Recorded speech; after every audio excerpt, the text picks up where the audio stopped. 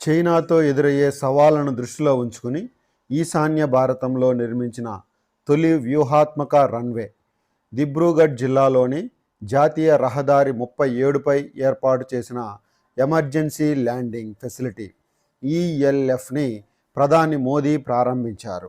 ఇటువంటి రన్వేలు ఇప్పటికే పశ్చిమ, ఉత్తర, మధ్య భారత్లో ఉన్నాయి.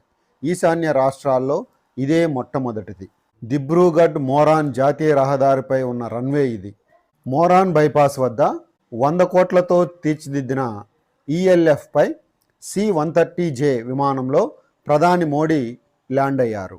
ఈ రన్వే చైనా సరిహద్దుకు 300 కిలోమీటర్ల దూరంలో, మయన్మార్ సరిహద్దుకి 200 కిలోమీటర్ల దూరంలో ఉంది. అస్సాం రాష్ట్రంలోని ఈ ELF రన్వేపై Rafale, సుకోయ్, C-17 globe master వంటి యుద్ధ విమానాలతో ఎయిర్ షో నిర్వహించారు.